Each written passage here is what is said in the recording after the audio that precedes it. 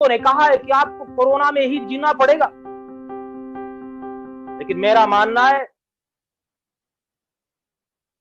आप विश्वविद्यालय के द्वारा जो अंतर्राष्ट्रीय संगोष्ठी राम नाम अवलंबन एकू, जो आपने ये विषय दिया है, मैं मानता हूं हमारे लिए राम जी करेंगे बेड़ा पार, उदासी मन है काहे को करे। नहीं, राम जी ही हमारे लिए सहारा हो सकते हैं, और राम जी तो विश्व नियंत्रण के तहत हमारे लिए अवश्य रूप से आदर्श है, प्रेरणादायी है।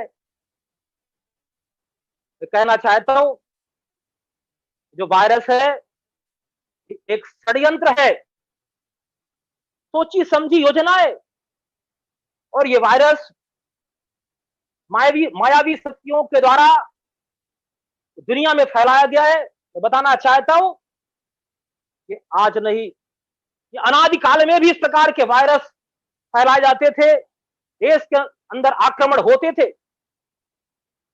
हम थोड़ा इतिहास के पीछे जाएंगे। इस सृष्टि की रचना 1,97,29,59,100 वर्ष हो गए।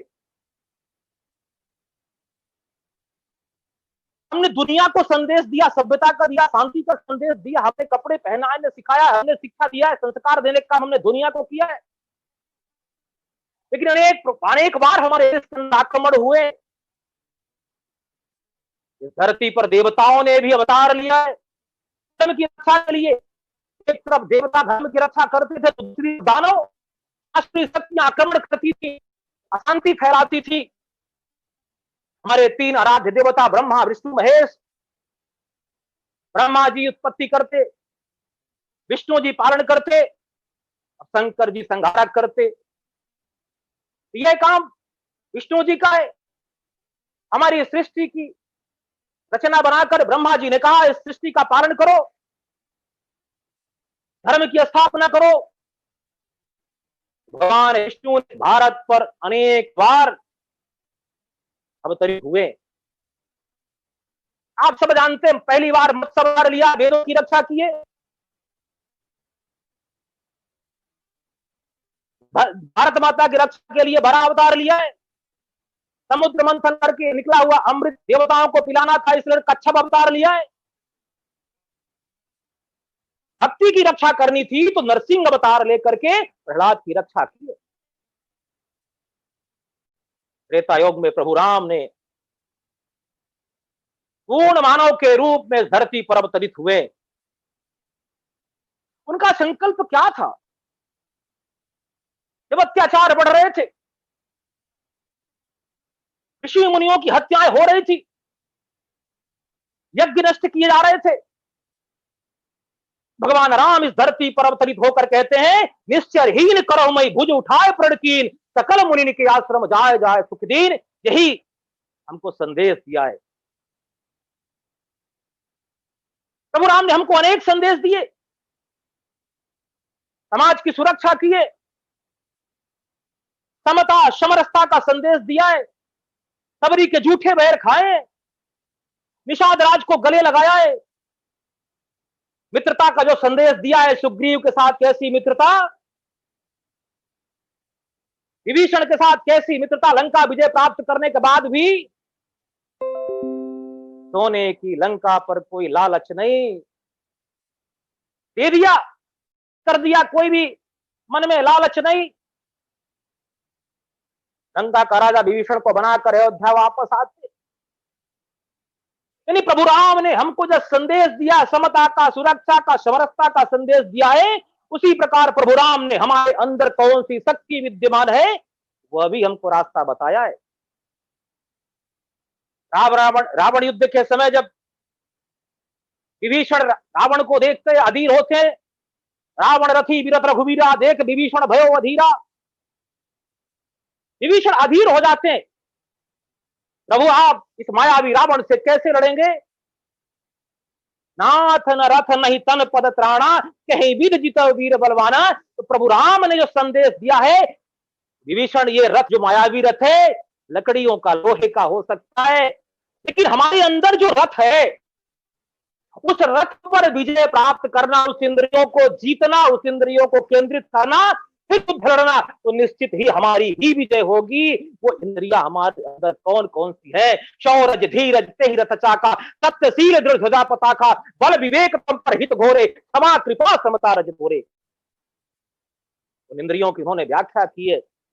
भगवान कृष्ण ने भी गीता में कहा है, इंद्रिया मनसा नियम्यार भते अर्जुना कर्मेंद्रिय कर्मयोग सक्ता सी विशिष्टते। अर्जुन, इन इंद्रियों को नियंत्रित करो, तुम्हारी विजय सुनिश्चित होगी। आज हमारे अंदर जो शक्ति विद्यमान है, उसको जगाने की आवश्यकता है, हमारी अंदर की इंद्रियों को नियंत्रित करने की आवश्यकता। लेकिन आज देखने को मिला है कि लोगों की इंद्रियां, ऐसा लगता है फिर किसी भी चौराहे की ट्रैफिक की तरह, कोई इंद्रियां इधर भटक रही, कोई इंद्रियां इधर भटक रही, उस इंद्रियों पर नियंत्रण नहीं है। और जब इंद्रियां भटकती है तो किसी का कोई एक लक्ष्य नहीं, लक्ष्य पर वह विजय प्राप्त नहीं कर सकता। इसलिए गीता में जो श्लोक है, ध्यायतो विषयान पुंसा संगस्ते सूप जाते संघात संजाते कामा कामात क्रोधो विजाते क्रोधादि भवत संमोहा स्मृति स्मृतियां नष्ट हो जाती हैं, विषय पर आसक्त हो जाता है, क्रोध आता है और उसकी सारी स्मृतियां नष्ट हो जाती हैं, व्यक्ति पतन की ओर चला जाता है। तो प्रभु राम ने हमको यह भी संदेश दिया है, अपने अंदर की शक्ति को जगाओ, अपने अंदर की शक्ति को केंद्रित करो, तभी आपकी जीत सुनिश्चित होगी। लेकिन मिश्रा जी, मैं आपको कहना चाहता हूं, कलयुग में प्रभु हनुमान जी चिरंजीवी के रूप में है। कहते हैं किसी को यदि छत में जाना हो, लिफ्ट में ही उसको दूसरी मंजिल में जाना ही पड़ेगा। इसलिए हमको राम की शक्ति को जानने के लिए, राम की शक्ति को जागृत करने के लिए हनुमान की भक्ति करना ही पड़ेगा। अयोध्या में हनुमान गढ़ी प्रमाण के रूप में विद्यमान है। यानी हनुमान जी के अंदर जो श्री राम के प्रति जो अगाध श्रद्धा थी और प्रभु राम के आदेशानुसार ही हनुमान जी कलयुग पर विद्यमान है। राम जी का कहते हैं जो मानव अवतार था पूर्ण हुआ, सभी लोग अपने लोक की ओर चलने लगे, हनुमान जी भी तैयार हो गए, तो राम जी ने कहा, नहीं हनुमान, अभी आपको जाने की आवश्यकता नहीं है, आपको कलयुग में रहना पड़ेगा। ये मानव समाज बहुत जल्दी ही भटक जाता है, दिशाहीन हो जाता है, उनको दिशा दिखाने काम कौन करेगा? भक्ति भाव, निष्ठा, समर्पण, यज्ञ जप पूजा पद्धति कौन बताएगा? आप मानव जाति के अंदर कलयुग में भी भाव भक्ति का संचार करेंगे, आपको जाकर के यही काम कलयुग में करना है। हनुमान जी ने, अगर हमको हनुमान जी को जानना है, मैं आप सबके सामने कुछ हनुमान जी के जीवन को उदाहरण रखना चाहता हूं। कुछ घटनाएं उनके जीवन में ऐसी है जो हमारे लिए बड़ी प्रेरणादायी है। वो सीता माता का सिंदूर लगाने की घटना आप सब जानते ही है, सब रामचरितमानस पढ़ते ही है, रामायण पढ़ते ही है, और रामानंद सागर द्वारा जो प्रसारित टीवी में जो रामायण दोबारा दिखाई गई है, उसमें सबने देखा ही है। लेकिन पूज्य संतों ने जो अपनी व्याख्या अपने प्रवचनों मुखार बिंदियों जो करते रहते हैं, यानी सीता माता सिंदूर लगा रही, मांग पर चुटकी भर सिंदूर लगा रही, हनुमान जी देख रहे। हनुमान जी ने कहा, ये मां तू क्या कर रही है, मांग पर सिंदूर लगा रही हो, क्या इसका उद्देश्य? सीता माता ने कहा, प्रभु राम की लंबी आयु होगी, दीर्घायु होंगे, प्रभु राम स्वस्थ रहेंगे, सकुशल रहेंगे। हनुमान जी ने देखा, हनुमान जी वापस एक कमरे में चले गए, अंदर एक टब में सिंदूर भरा था, पूरा टब उठाया, सिंदूर का पूरे शरीर में लगा लिया, सीता माता के पास आ गए। सीता माता ने कहा, अरे कौन हो भाई, मैं तो तुमको पहचाने नहीं। तो सीता माँ ने कहा, अरे माँ, मैं तो तुम्हारा पुत्र हूं, अरे तुमने ये क्या कर लिया? अरे माँ, तू चुटकी भर सिंदूर मांग पर लगा रही थी और तू कह रही थी मां कि ये प्रभु दीर्घायु हो, लंबी उम्र हो, सकुशल रहे, स्वस्थ रहे। मैंने तो पूरे शरीर में सिंदूर लगा लिया है, लाल देह लालिल से और उधर लाल अलंगूर, वज्र देह दानव दलन, जय जय जय कपिशूर। अब प्रभु राम को कुछ नहीं होगा, प्रभु राम स्वस्थ रहेंगे। यानी इतनी हनुमान जी के हृदय में प्रभु राम के प्रति श्रद्धा, आस्था, विश्वास कि हमारे अंदर भी आज प्रेरणा लेकर के इसी प्रकार राम के प्रति हमारी अगाध श्रद्धा हमारे हृदय में निर्माण करनी ही पड़ेगी कि हनुमान जी ने हमको प्रेरणा हमको दिया है। दूसरी घटना आप जानते, लंका विजय के पश्चात जब सारी सेना अयोध्या आती है, सबको पुरस्कार मिलता है। सीता माता हनुमान जी को भी पुरस्कार देने के लिए निकलती है।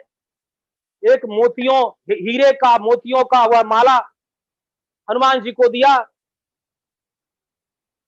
हनुमान जी ले गए, कर गए किनारे पर, मोतियों को फोड़ने लगे दांत से। विभीषण ने देखा, अरे तू हनुमान क्या कर रहे हो, तू मोतियों की माला को, कितनी कीमती मोती है, उस माला को तुम तोड़ तोड़ कर फोड़ रहे हो, उसमें क्या देख रहे हो? मैं इसमें राम देख रहा हूं, मैं इसमें राम ढूंढ रहा हूं। अरे कैसा बंदर है तू, तो बंदर का बंदर रह गया, कभी इन मोतियों में राम दिखेंगे? अरे राम तो कण कण में है, राम तो रोम रोम में है, राम सबके शरीर में है, हमारे भी शरीर में है, तुम्हारे भी शरीर में है। बोले तुम्हारे शरीर में? बोले हाँ। बोले कहां है? बोले मेरे हृदय में। उसी समय हनुमान जी ने अपने सीने को चीर कर दिखाया और देख विभीषण, मेरे हृदय में राम सीता बैठे हैं, राम सीता की तस्वीर उनके सीने पर दिखाई देती है। इतनी अगाध श्रद्धा, इतना अगाध समर्पण, निष्ठा हनुमान जी का राम के प्रति, ऐसा ही समर्पण, ऐसी निष्ठा हमारे जीवन में, हमारे हृदय में, हमारे प्रभु के साथ होगी तो ही हम भी सुरक्षित रहेंगे और राष्ट्र भी सुरक्षित रहेगा। मैं इस महाविद्यालय, इस विश्वविद्यालय में अध्ययन करने वाले छात्र छात्राओं को कहना चाहता हूं, हनुमान जी की दो घटनाएं और हैं। शाम का समय हनुमान जी कभी राम जी को छोड़ते नहीं थे, निरंतर उनकी सेवा में लगे रहते थे। एक दिन का समय चारों भाई इकट्ठे हो गए, सीता माता भी साथ में थी, सबने अपना अपना काम बांट लिया, सूची बना ली, सीता माता ने दस्तखत भी कर दिया। लक्ष्मण जी दरवाजे पर खड़े हो गए, हनुमान जी गए तो लक्ष्मण जी ने हनुमान जी को रोक लिया, कहां जा रहे हैं? बोले राम जी की सेवा करने जा रहा हूं। बोले सूची ले लो, देख लो, तो कोई काम बचा नहीं। बोले काम तो है। हनुमान जी गए, छत पर, छज्जे पर बैठ गए, चुटकी बजाने लगे। इधर सब लोग अपने अपने काम में लग गए। शाम का सोने का समय हुआ, प्रभु राम को जमुहाई आ गई। जब जमुहाई आई तो उनका मुंह फट गया। हनुमान जी छत पर बैठ करके चुटकी बजा रहे थे, श्री राम जय राम का जाप कर रहे थे। राम जी का मुंह फट गया, सब परेशान हो गए, सबके काम बेकार हो गए। गुरु वशिष्ठ आए, बोले हनुमान को बुलाओ। देखा तो हनुमान जी चुटकी बजा रहे थे, वापस आए, चुटकी बजाना बंद किया, प्रभु राम का बंद हो गया। कहने का मतलब कोई काम छोटा नहीं है, सारे काम बड़े हैं। इस राष्ट्र के अंदर सबकी अपनी अपनी भूमिका है, अपनी अपनी भूमिका को ईमानदारी के साथ निर्वहन करते हैं तो राम जी वो हमको प्रेरणा देते हैं, राम जी हमको वह प्रेरणा देते। हनुमान जी की अगाध श्रद्धा इस प्रकार से उनके मन में, हृदय में रही है। ऐसे ही हमको उदाहरण और मिलता है। एक उदाहरण और देना चाहता हूं। जब हनुमान जी, गड़बड़ हो गई, आवाज नहीं आ रही, नहीं जा रही सर, आवाज आ रही है सर, आवाज आ रही है। ठीक है, ठीक। ऐसे अनेक उदाहरण हनुमान जी के जीवन में रहे हैं। इसलिए मैं आप सबसे कहना चाहता हूं, राम जी का जो राष्ट्र प्रेम, राष्ट्र भक्ति थी, हनुमान जी ने कलयुग में जिस प्रकार से उसको हम सबको रास्ता दिखाया है, निश्चित ही प्रेरणादायी है। इसलिए मैं आपसे कहना चाहता हूं, इस कोरोना महामारी, इस संकट के दौर पर इस प्रकार से उन्होंने आज हमको रास्ता दिखाया है, प्रभु राम ने। आज हमको उनसे प्रेरणा लेने की आवश्यकता है। हम इस लॉकडाउन पीरियड में जब से आपका एक पत्र मिला तो मैंने भी कुछ एक गीत की रचना की है। मैं आप सबके सामने उस कोरोना महामारी से निपटने के लिए उस गीत को प्रस्तुत करना चाहता हूं। इस राम जन्मभूमि के आंदोलन में जब हम लोग अयोध्या कूच करते थे, हम लोग दिल्ली जाया करते थे, तो वह प्रभु राम के अनेक गीत गुनगुनाया करते थे। वह गीत जो आपने एक पत्र में लाइन दिया है, राम जी करेंगे बेड़ा पार, अनूप जलोटा ने उसको अपने भजन में लिया था। राम जी करेंगे बेड़ा पार, उदासी मन काहे को करे। हमने वह गीत ऐसे ही लय में उसको रचित किया है हमने। मैं उसको प्रस्तुत करता हूं। राम नाम का जाप करो, कोरोना को मात करो। राम नाम का जाप करो, कोरोना को मात करो। राम नाम का जाप करो, कोरोना को मात करो। श्री राम जय राम जय जय राम, श्री राम जय राम जय जय राम, श्री राम जय राम जय जय राम, श्री राम जय राम जय जय राम। राम नाम का जाप करो, कोरोना को मात करो। श्री राम जय राम जय जय राम, श्री राम जय राम जय जय राम। पहले हमने जनता कर्फ्यू एक दिन का अपनाया था, पहले हमने जनता कर्फ्यू एक दिन का अपनाया था। 2 गज दूरी महामंत्र से अपनी जान बचाया था, 2 गज दूरी महामंत्र से अपनी जान बचाया था। मोदी ने आह्वान किया, फिर हमने अभियान किया। मोदी ने आह्वान किया, फिर हमने अभियान किया। संकट के इस काल चक्र को हमको स्वयं हटाना है, संकट के इस काल चक्र को हमको स्वयं हटाना है। श्री राम जय राम जय जय राम, श्री राम जय राम जय जय राम, श्री राम जय राम जय जय राम, श्री राम जय राम जय जय राम। राम नाम का जाप करो, कोरोना से मात करो। राम नाम का जाप करो, कोरोना को मात करो। चीन देश के षड्यंत्रों से सारा जग बेहाल है। आप सब जानते हैं चीन के वुहान से यह वायरस निकला है। हम सब लोगों ने टीवी के माध्यम से देखा भी है। चमगादड़ के द्वारा ऐसा कहते हैं कि वह वायरस फैला है। चीन देश के षड्यंत्रों से सारा जग बेहाल है। गांव गांव क्या शहर शहर क्या सबका एक ही हाल है। गांव गांव क्या शहर शहर का सबका एक ही हाल है। इटली क्या जापान क्या रूस का बुरा हाल है। इटली क्या जापान क्या रूस का बुरा हाल है। मौत का तांडव देख देख कर, मौत का तांडव देख देख कर अमेरिका लाचार है। मौत का तांडव देख देख अमेरिका भी लाचार है। रामचरितमानस में अंकित काफी चर्चा हुई है। लोग ने कहा है रामचरित में वह बीमारी का उल्लेख है, चमगादड़ का भी उल्लेख है। रामचरितमानस में अंकित इसका भी इलाज है। राम नाम का जाप करो, कोरोना को मात करो। राम नाम का जाप करो, कोरोना को मात करो। श्री राम जय राम जय जय राम, श्री राम जय राम जय जय राम।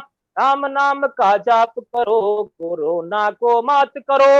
राम नाम ही सृजन करता, राम नाम से पालन हो। राम नाम ही सृजन करता, राम नाम से पालन हो। राम नाम से पत्थर तैरे। हमने राम सेतु घटना वह सभी जानते ही है। समुद्र पार करके लंका जाना है, सेतु निर्माण करनी है, नल नील को वह वरदान है।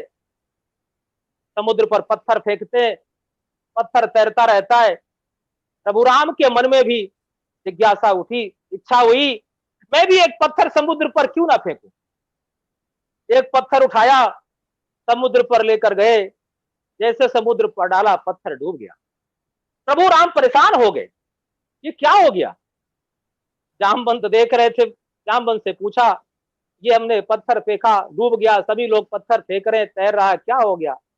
जामवंत ने कहा, अरे प्रभु, जिसको आपने छोड़ दिया उसको तो डूबना ही है। जिसको प्रभु ने छोड़ दिया उसका तो तय है वो डूबना। इसलिए प्रभु राम को अपनाइए, प्रभु राम से प्यार करिए, वही हमारा बेड़ा पार कर सकते हैं। तो क्या है, राम नाम ही सृजन करता, राम नाम से पालन हो। राम नाम से पत्थर तैरे, राम शक्ति से राम झुके, विश्व नियंता राम नाम है, विश्व नियंता राम नाम है, राम नाम अवलंबन एकू, राम नाम अवलंबन एकू, श्री राम जय जय राम, श्री राम जय जय राम, राम नाम का जाप करो कोरोना को मात करो, राम नाम का जाप करो कोरोना को मात करो।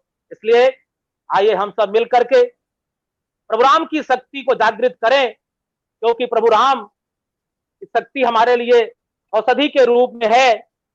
और हम सब आज इस प्रकार से विश्वविद्यालय ने ये राम नाम अवलंबन एकू, यह इस पर चर्चा हुई, पूरे अंतरराष्ट्रीय स्तर पर एक विषय गया है, निश्चित ही प्रेरणादायी है।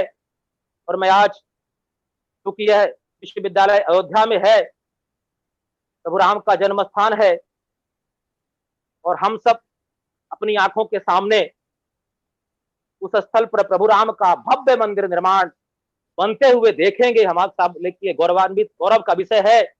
मैं उस राम जन्मभूमि आंदोलन में बलिदान हुए उन कार्य सेवकों को श्रद्धा सुमन अर्पित करता हूं, और अपने पूज्य वह अशोक सिंघल जी को भी मैं सत सत नमन करता हूं। शायद वो इस समय होते तो उनको भी कितना अच्छा लगता अपनी आंखों के सामने भव्य मंदिर का निर्माण वह बनता हुआ देखते।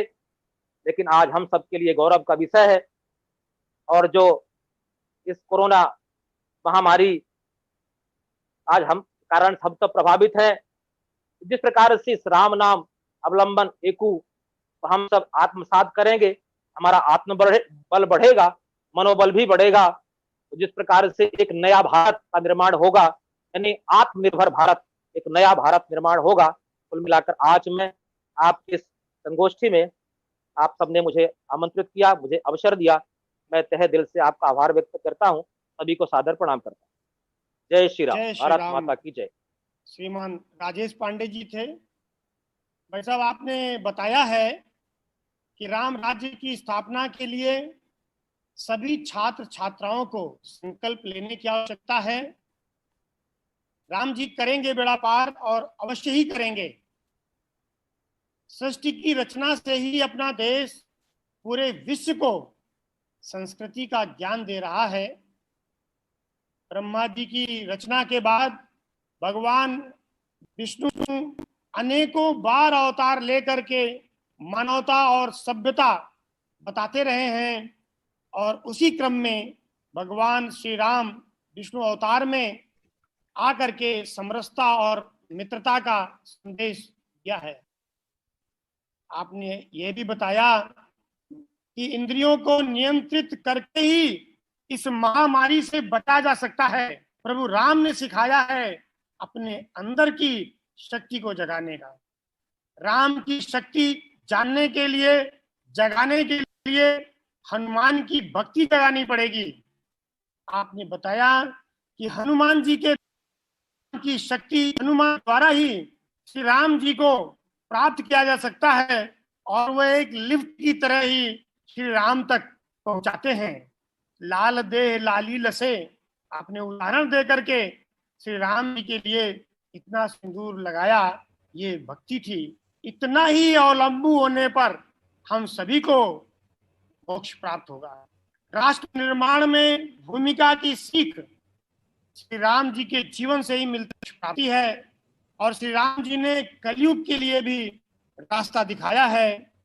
लॉकडाउन में राम नाम का जाप करो और कोरोना को मात करो। आपने बहुत अच्छा संदेश हम लोगों को दे करके इस गोष्ठी को एक नई दिशा प्रदान की है। आपका बहुत बहुत साधुवाद सर। हम सभी श्रोताओं से निवेदन करते हैं कि आपके पास जो मोक्ष प्राप्त होगा की सीख श्री राजेश जी हम लोगों के बीच में अभी उपस्थित रहेंगे। आप लोग अपने प्रश्न चैट से लिख सकते हैं। हमारे मित्र श्रीमान पारितोष जी, देखिए यूट्यूब वगैरह से लोगों ने बहुत प्रश्न पूछे हैं, भक्तों के प्रश्न हैं। थोड़ा राजेश जी से हम लोग उसका बिल्कुल सर। स्मिता मिश्रा जी जुड़ी हुई हैं, इन्होंने अपना हाथ उठाया है। आपको कोई क्वेश्चन है, प्लीज आपको अनम्यूट कर दिया, पूछ सकती हैं स्मिता मिश्रा जी। आवाज आ रही है आपको?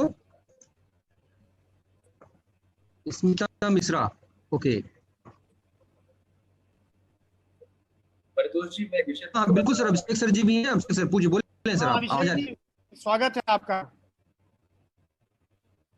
राजेश जी भाई साहब, मेरा आपसे निवेदन है कि कैसे बजरंग दल ने इन धार्मिक यात्राओं का शुभारंभ किया, किन परिस्थितियों में इन यात्राओं का शुभारंभ हुआ और उस पर प्रकाश डाल दीजिए, कैसे पुंछ की यात्रा प्रारंभ हुई और कैसे आपने कर्नाटक की जो यात्रा प्रारंभ हुई थी उस पर थोड़ा प्रकाश डाल दीजिए। वो यात्राएं लोगों को जानकारी नहीं है, तो आप प्रकाश डाल दें तो लोगों की जानकारी दें। देखिए, ऐसा है कि ये तो हमारी पुरानी परंपरा रही है।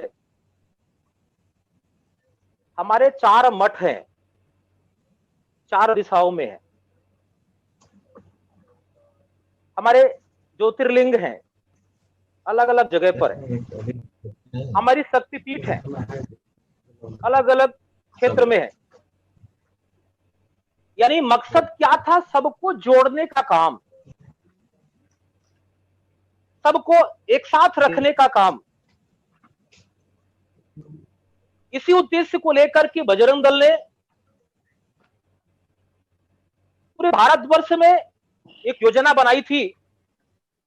हम जब बाबा अमरनाथ की यात्रा, जब आतंकवादियों ने एक चुनौती दी थी कि 96 की यात्रा नहीं होगी, इसी प्रयाग के तट पर हम हाथ पर गंगा जल लेकर के संकल्प लिए थे। तो 1997 की यात्रा में हम देश का लाखों नौजवान बाबा अमरनाथ की यात्रा पर जाएगा। उस आतंकवाद की चुनौती को हमने स्वीकार किया था। परिणाम यही निकला, जो बाबा अमरनाथ की यात्रा पर 4 से 5 हजार लोग जा रहे थे, जब हम लाखों की संख्या पर वहां पर देश की तरुणाइयों को लेकर पहुंचे हैं, आज उसी का परिणाम है कि आज कश्मीर की घाटी पर कितनी भी चुनौती क्यों ना हो, लेकिन आज 10 से 12 लोग यात्रा में अमरनाथ की यात्रा पर जाते हैं। जब 2005 में आतंकवाद राजौरी, पुंछ, सुंदरबनी, नुशारा, सूरनकोट की ओर बढ़ रहा था, तब पुंछ की और जम्मू के कार्यकर्ताओं ने कहा बाबा अमरनाथ की तर्ज पर ही एक बूढ़ा अमरनाथ की यात्रा निकालने की योजना बनानी चाहिए। उस समय हम लोगों ने उस चुनौती को स्वीकार किया। हम 4 से 5 हजार नौजवान देश के जब जम्मू पहुंचते हैं, जम्मू के प्रशासन ने कहा, गाड़ियों में, बसों में बैठते समय कहा कि पुंछ में जाकर के भारत माता के जय के नारे नहीं लगाओगे, वंदे मातरम का गीत नहीं होगा। हम जब बसों पर बैठ रहे थे, उस समय के, कल आपके यहां हमारे वक्ता माननीय प्रकाश जी थे, वो इस यात्रा के सूत्रधार रहे हैं। हमारे केंद्रीय मंत्री रवि जी भी थे। बसों के खिड़कियों के शीशे बंद कर दिए गए। 270 किलोमीटर की दूरी हम जम्मू से यात्रा करने के लिए गए। एक राजौरी में ही उतरने का अवसर मिला, बीच रास्ते में कहीं बस नहीं खड़ी हुई। कई बार यात्रा में आक्रमण भी हुए। बजरंगी स्वभाव है। हनुमान जी को राम जी ने थोड़ी कहा था कि लंका में जाकर तुम लंका जला देना, लेकिन राम की शक्ति रावण को बतानी थी, तो लंका को जलाकर ध्वस्त कर दिया। तो बजरंगी स्वभाव था। हम वानर सभी दूत हनुमान जी के, तो पुंछ मर जाने के बाद जब मैदान पर वह 4000 की संख्या में लोग खड़े होते हैं, बसों पर उतरते हैं, तो भारत माता के जय, वंदे मातरम के जय घोष लगा करके पुंछ में रहने वाला वो डरा हुआ हिंदू समाज, जो 8% हिंदू समाज वहां पर बचा है, उसका मनोबल बढ़ाने का काम उस यात्रा ने किया था। मैं आपको बताना चाहता हूं, 4000 से यात्रा प्रारंभ हुई थी। आज 3 से 4 लाख लोग उस यात्रा पर जा रहे हैं। तो पलायन हो गया था, पुंछ से, राजौरी से लोग जम्मू वापस आ गए थे। आज वो वापस जम्मू और अपने पुंछ और राजौरी की ओर जा रहे हैं। अपना उन्होंने व्यापार प्रारंभ किया है। इसलिए यात्रा हमारे लिए भविष्य के लिए कितनी प्रेरणादायी है, हमारी सुरक्षा के लिए, रहने वाले हिंदू समाज के लिए। ऐसा जैसा अभिषेक जी ने कहा, ऐसे ही दत्तपीठ कर्नाटक की यात्रा प्रारंभ हुई, ऐसे ही हम्पी में हनुमान जी की यात्रा प्रारंभ हुई। ऐसे भारत के अंदर अनेक यात्रा निकालने की योजना थी, जो आने वाले समय में ऐसी योजना थी कि एक प्रदेश की एक यात्रा, वो साहसिक चुनौती भरी यात्रा हो, जहां देश की तरुणाई उन यात्राओं पर भक्तिभाव से निकल करके अपने अपने स्थानों पर तीर्थ क्षेत्र है उनके दर्शन करके वापस आए। इतना ही मकसद, यानी सबको जोड़ना, सबको सुरक्षित करना, समरसता का मंत्र देना, सबको एक साथ लेकर चलना, यही उद्देश्य इन यात्राओं का था। शेख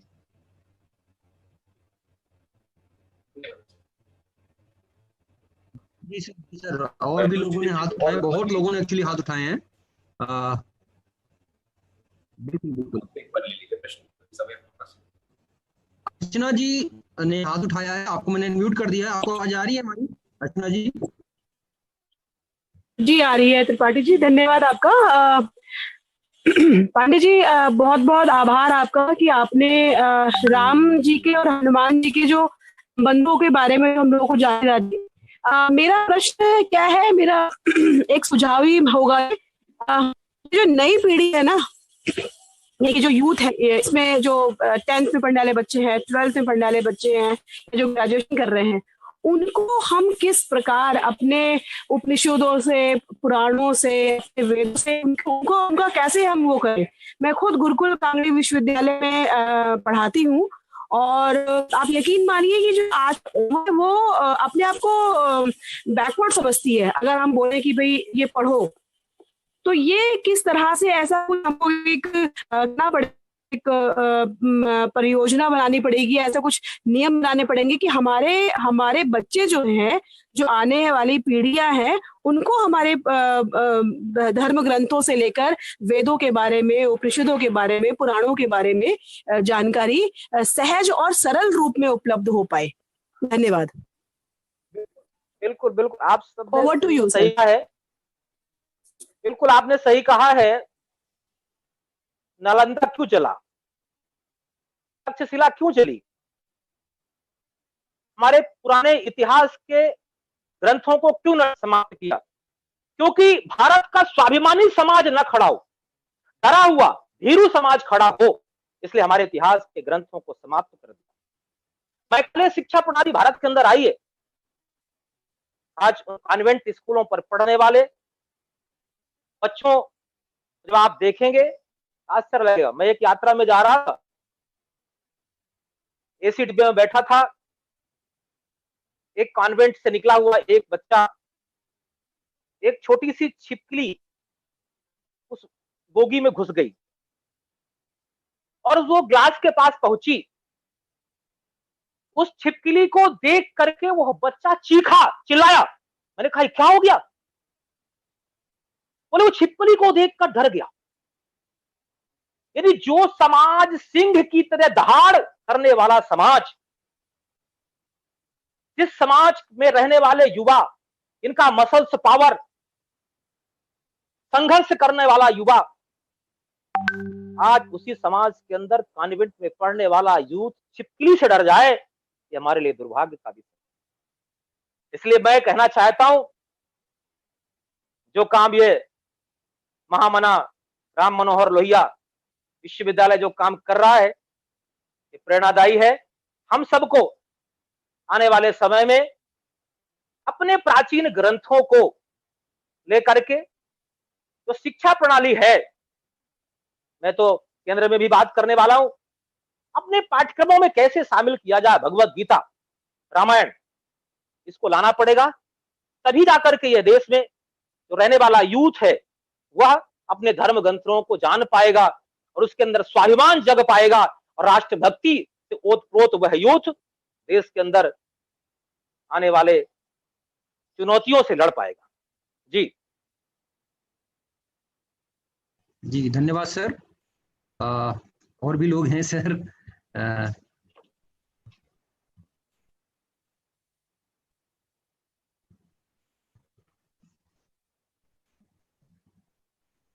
रुचि शर्मा जी, मैंने आपको अनम्यूट कर दिया है, आवाज आ रही है आपको?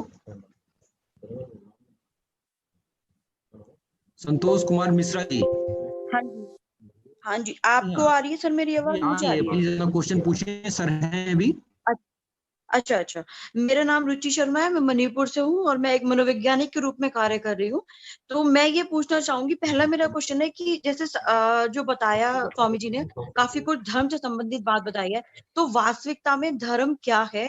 और जिस एजुकेशन की बात हम कर रहे हैं, हम अभी जैसे स्वामी जी ने कहा कि सारे धर्म ग्रंथ पढ़ाए जाएं, तो क्या महाभारत आदि धर्म ग्रंथों को पाठ्यक्रम में शामिल करने से वास्तविकता में जो हम मैसेज आज के युवाओं को देना चाहते हैं वो वास्तव में उन तक पहुंचेगा? और अगर नहीं पहुंचेगा तो इनके अलावा और क्या ऐसे कारण या ऐसी शिक्षा हो सकती है जो हम इन युवाओं को दें, जिनसे उन्हें हमारी संस्कृति और हमारे विषय या जिस विषय से संबंधित जो हमें सेमिनार कॉन्फ्रेंसेस करनी पड़ती हैं उन्हें समझाने के लिए, वो उन्हें क्लासरूम के माध्यम से ही समझ में आ जाए? धन्यवाद। देखिए बहन जी, मैं तो बताऊं, मैं स्वामी नहीं हूँ। हाँ जी, मैंने मैं सर इसलिए बोला था आपको, प्रणाम करने के उद्देश्य, जो ज्ञान देता है वो नहीं गुरु ही नहीं, होता है। मैं एक प्रणाम। छोटा सा कार्यकर्ता हूँ। हाँ जी। राष्ट्र के कार्य में कुछ समय हमने भी दिया है और दे भी रहा हूँ। हम्म। देखिए ऐसा है कि हम जो पढ़ेंगे हम्म। वही तो हम जानेंगे, हमारे अंदर वही तो भाव आएगा। जी। अब अगर कोई अकबर महान की शिक्षा दे रहा है तो वो अकबर को पढ़ेगा, महान बताएगा। अगर हमारे जो धर्म शास्त्र है, हमारे छत्रपति शिवाजी ने क्या किया, महाराणा प्रताप ने क्या किया, तो ऐसे हमारे पुरुषार्थी महापुरुषों का जो जीवन रहा है, जब उनका इतिहास हम पढ़ेंगे और उनका इतिहास पढ़ने के बाद जब हम समाज में काम करेंगे तो हमारे अंदर स्वाभिमान निर्माण होगा। हमारे अंदर वो गुलामी का जो भाव है आज भी विद्यमान है, अंदर नहीं होगा। हमारा राष्ट्र प्रेम की जो भक्ति है, हम उससे बहुत रहेंगे। इसलिए नेतर हमारे बड़े बड़े हमारे विधारक हैं, वो में बैठकर बातचीत कर रहे हैं, हमारे पाठ्यक्रमों को किस प्रकार से शामिल किया जाए और इस काम में लगे हुए। जी जी जी जी, धन्यवाद धन्यवाद, प्रणाम।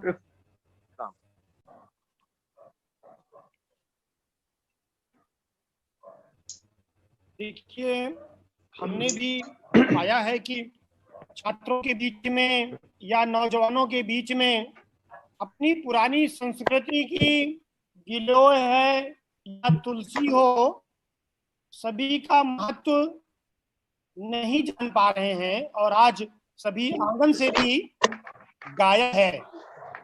जबकि इस बार सभी वैद्य, डॉक्टर्स इम्यूनिटी बढ़ाने के लिए कह रहे हैं कि इनका प्रतिदिन सेवन करो। हमारे भी कई छात्र, इंजीनियरिंग के छात्रों को पढ़ाता हूँ, वो नवीनतम विचारधाराओं को जिनको कहा जाता है कि नवीनतम है, वो अब इसके महत्व को इतनी बड़ी महामारी के बाद जाकर के जान पा रहे हैं कि तुलसी को घर में लगाने के लिए किस लिए कहा जाता था, ताकि सुलभ रहे, बाद लगाने सुलभ रहे, प्रतिदिन इसका सेवन कर सकें।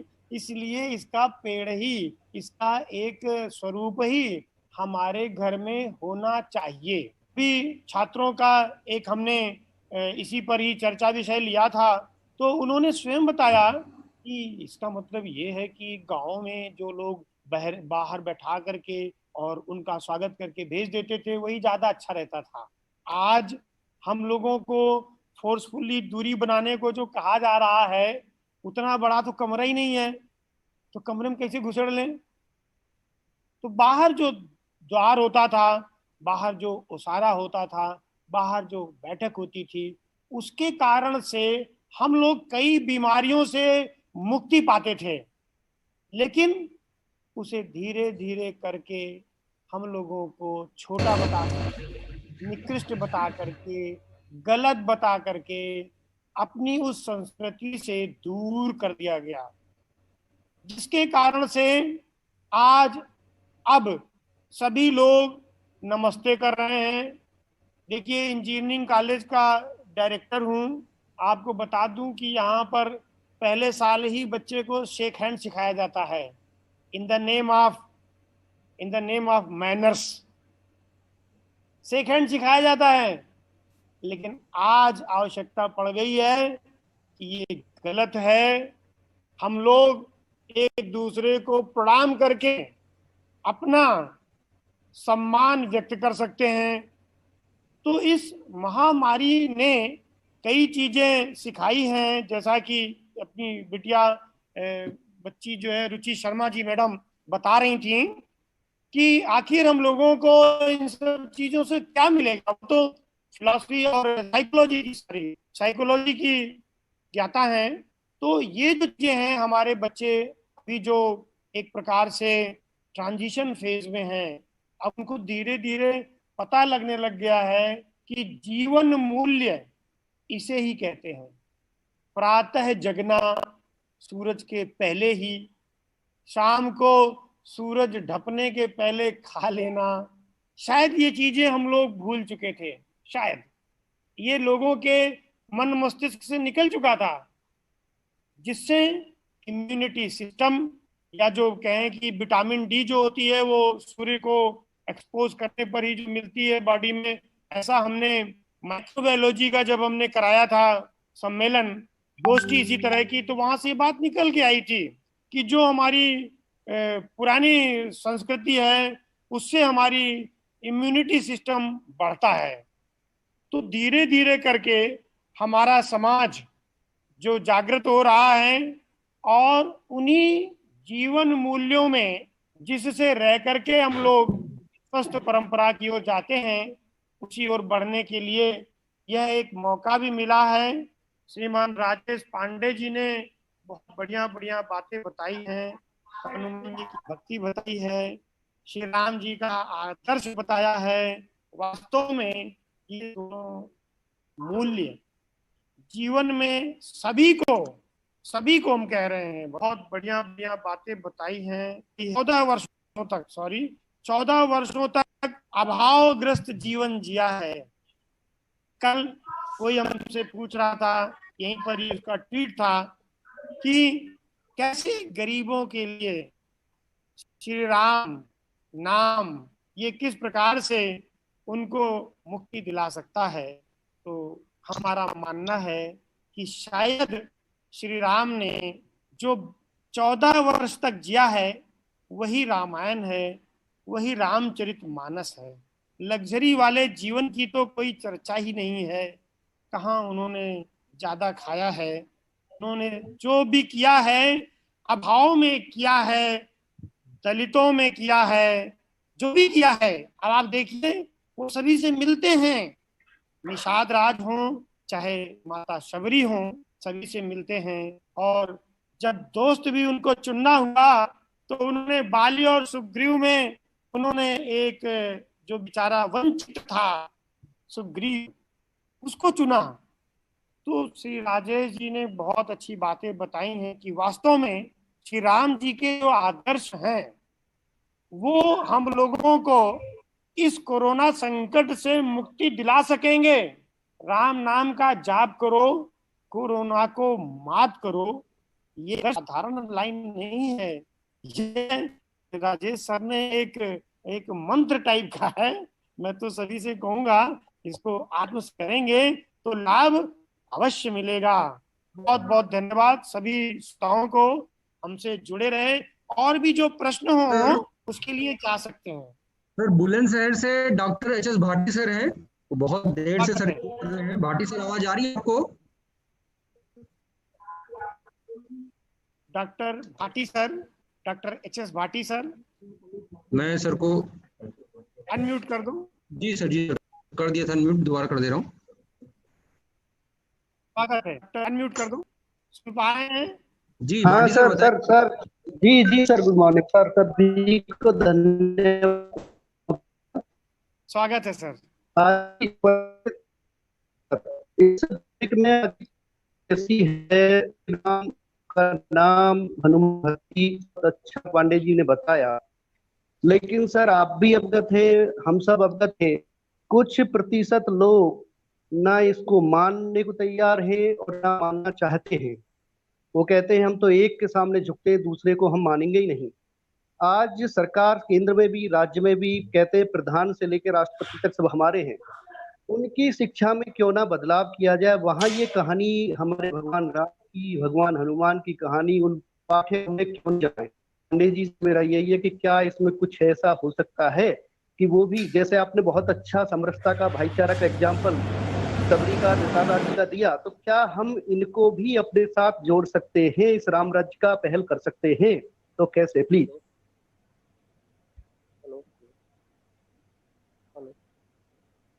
आपका प्रश्न, आवाज नहीं आ रही थी, कट कट के, इसलिए आपका प्रश्न दोबारा मुझे लगता है बोलना पड़ेगा। सर मैं बताता हूँ सर का प्रश्न ये था सर कि जो आज के लोग हैं, कुछ लोग इस बात से सहमत नहीं है राम जी के अस्तित्व को लेके, और लोग विरोध करते हैं। जैसे चंद्रशेखर रावण करके दिल्ली में कोई हैं, आजकल फेसबुक पे चल रहे हैं कि जो राम मंदिर में अवशेष मिले हैं, वहां बौद्ध मंदिर बनना चाहिए, बौद्धों को देना चाहिए वो जमीन, कुछ ऐसे प्रमाण मिले हैं, वहां राम मंदिर नहीं हो। तो जो ऐसे ही अपने हिंदू भाई हैं जो हमारे विरोध में खड़े हो जाते हैं राम मंदिर के मुद्दे पे, तो भाटी सर वही पूछना चाहते हैं सर, उनके लिए क्या है सर? ऐसे लोगों के लिए क्या इलाज है, या ऐसे लोगों को क्या उनके लिए शिक्षा है? इनकी घर वापस। देखिए, ऐसा है, त्रेता में भी एक रावण था और द्वापर में भी कंस था। जब त्रेता और द्वापर में ये रावण और कंस थे, तो कलयुग में क्यों नहीं होंगे? तो उनसे कैसे निपटना है, किस भाषा से निपटना है, उसकी तैयारी यह समाज और राष्ट्र कर रहा है। वो ऐसे ही लोग समय समय पर आते रहेंगे। राहु केतु तो पहले भी थे और आज भी है, इसलिए उनसे कैसे निपटना है वो सब सरकारों ने भी और लोगों ने भी तय कर लिया है, और बहुत से लोग निपटे भी हैं इस बीच में। तो आने वाले समय में यह तो निश्चित है कि इनकी हार होगी और हम विजयी होंगे। चलिए ठीक है। और भी ये बात है कि हम लोगों को ही बताया जाता है डॉक्टर साहब कि कृणवंतो विश्वमार्यम, इसीलिए बताया जाता है कि वास्तव में कई लोग हम लोगों के इस आदर्श जीवन को नहीं मानेंगे। आप अभी देखिए कि कई लोग जो फिजिकल डिस्टेंसिंग है, शारीरिक दूरी को नहीं मान रहे हैं, तो सबको समझाने की जरूरत पड़ती है। सबको कभी कभी उनको उन्हीं की विधा में समझाना भी पड़ता है। अब आप ही देख लीजिए कि पुलिस को कहीं कहीं पर डंडा भांजना पड़ता है। हम लोगों में ही कई लोग आ जाते हैं जो बात को नहीं मानते हैं। तो इसीलिए अपने यहाँ कहा गया है कि कृणवंतो विश्वम आर्यम, सभी को ज्ञान देना है, सभी लोग है, तभी हम लोग भी ज्ञानी और श्रेष्ठ बने रह पाएंगे, वरना बीमारी तो उन्हीं से आ जाएगी।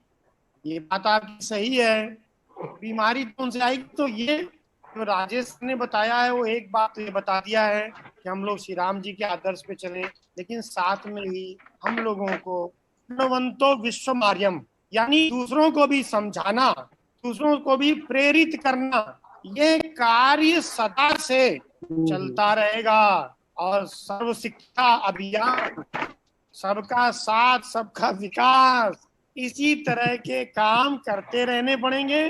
कभी भी निराशा में नहीं आना है, ये सदैव चलता रहेगा।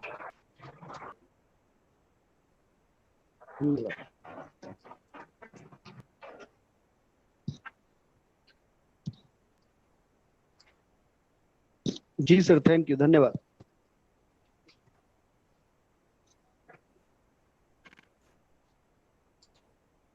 ठीक है मिश्रा जी, बता सकता हूं?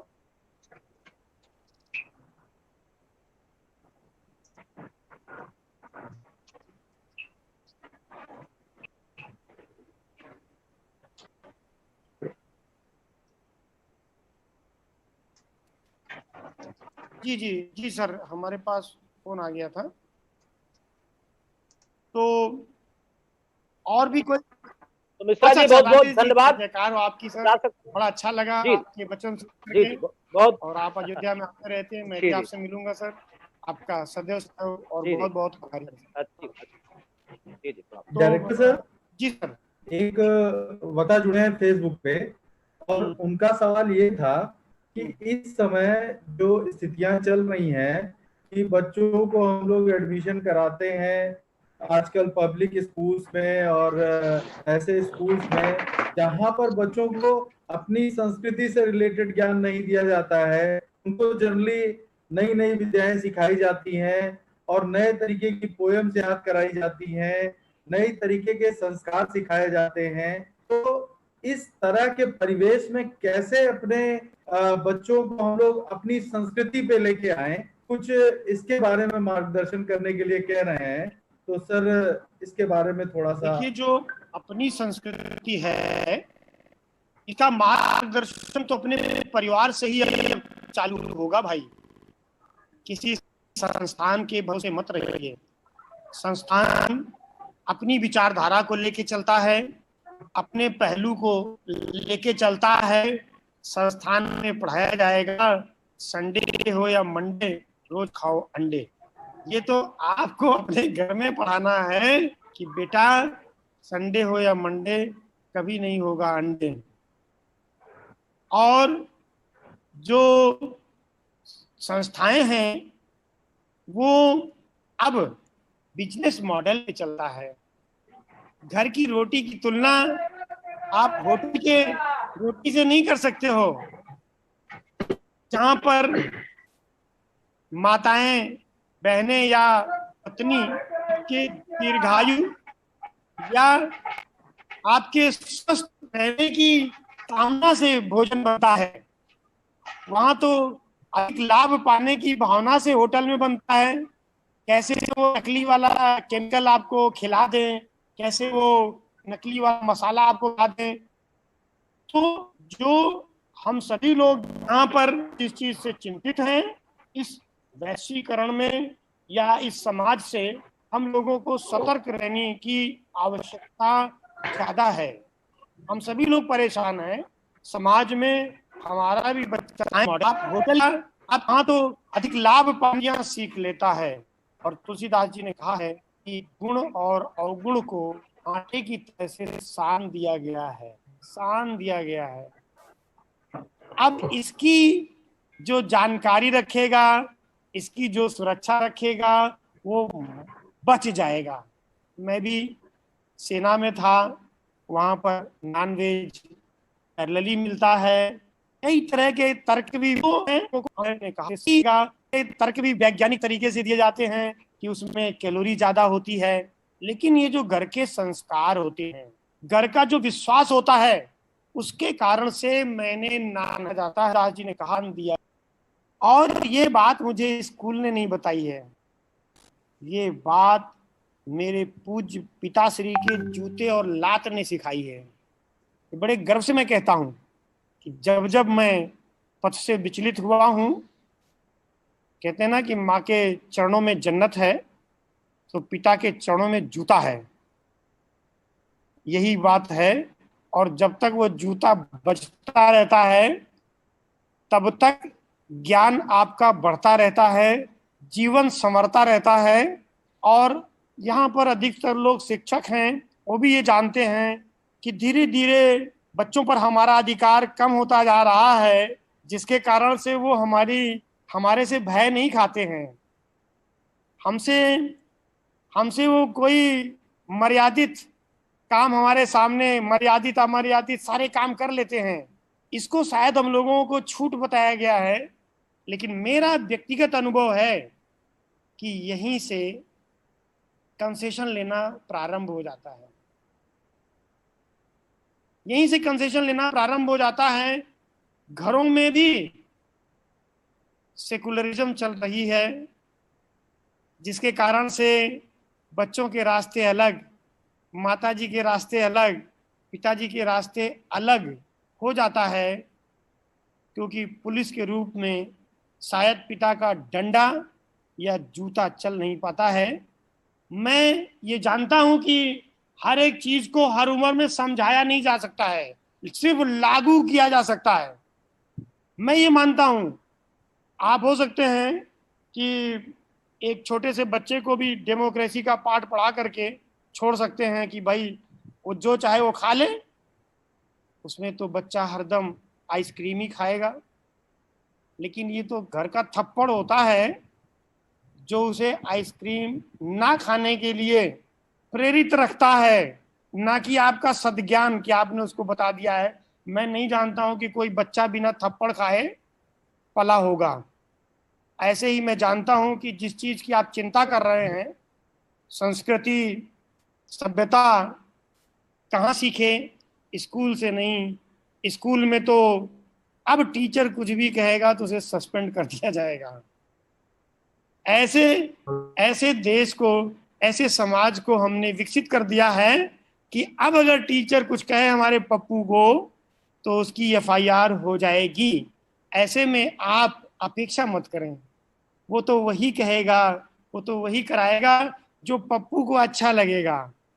अगर आपको चिंता है तो आप अपने घर में ही सिखा दें। इसके अतिरिक्त कुछ नहीं है बोलने के लिए, क्लेम करने के लिए आप कुछ भी कर लो क्लेम, लेकिन स्कूल कॉलेज वही करेगा जो पप्पू को अच्छा लगेगा। अब सारी जिम्मेदारी घर पे आ गई है। पप्पू को कब उठना है, कब पढ़ना है, क्या खाना है, सिगरेट नहीं पीना है, उसके मुंह को सूंघने की जिम्मेदारी आपकी है। बस मेरा इतना ही निवेदन है आज के इस परिवेश में। Director sir. जी सर। बहुत बढ़िया सर। सर एक और सवाल मैं सर गया है सर। एक मिनट रमेश सर, एक सूचना देना चाहता हूँ सर। अभिजीत भट्टाचार्य जी ज्वाइनिंग दिखा रहे हैं लेकिन ऐड नहीं हो पा रहे हैं। जी उनका अभी कॉल आया है, उन्होंने बोला कि सर कोई अल्टरनेट तरीका बताइए, आपके जूम पे हम कनेक्ट नहीं हो पा रहे हैं। ज्वाइनिंग दिखा रहा था उनका 2 बार। वो अपना सर एक वीडियो मैसेज भेज रहे हैं क्योंकि वो जुड़ना चाहते हैं, तो एक अपना वीडियो रिकॉर्डिंग करके भेज रहे हैं। मैं जुड़ने का प्रयास कर रहा हूँ, तब तक मेरा वीडियो मैसेज चलाएं। हाँ, वीडियो मैसेज चला दो भाई। 15 मिनट में एक वीडियो मैसेज भेज रहे हैं, तब तक हम लोग सर और श्रोता सर एक सवाल है, मैं वो पूछ रहा हूँ, पता नहीं बड़ा अजीब सा सवाल है सर, ये सुनने पे आपको भी बड़ा अजीब लगेगा, बट अब इस प्लेटफॉर्म पे हम लोग जब वो पूछना चाहते हैं तो आपके सामने प्रस्तुत कर रहे हैं सर। सर उनका कहना यह है कि क्या भगवान राम जैसा चरित्र पाने के लिए माता कौशल्या जैसी माँ की आवश्यकता है या माता कैकेयी जैसी माँ की आवश्यकता है? कृपया इस पर एक प्रकाश डालें सर। देखिए, जीवन में वास्तव में बना तो जा सकता है, कोई जरूरी नहीं कि वो आपकी चाची ही हो, है कि नहीं? समाज में इतनी कठिनाइयां हैं कि आप अपने को संवार सकते हैं, वो तो ठीक है। उनको ये सारे लोग परिवार में ही मिल गए। मान लीजिए कि अर्जुन को तो द्रोणाचार्य मिल गए थे लेकिन एकलव्य हैं, वो ठीक है। उनको ये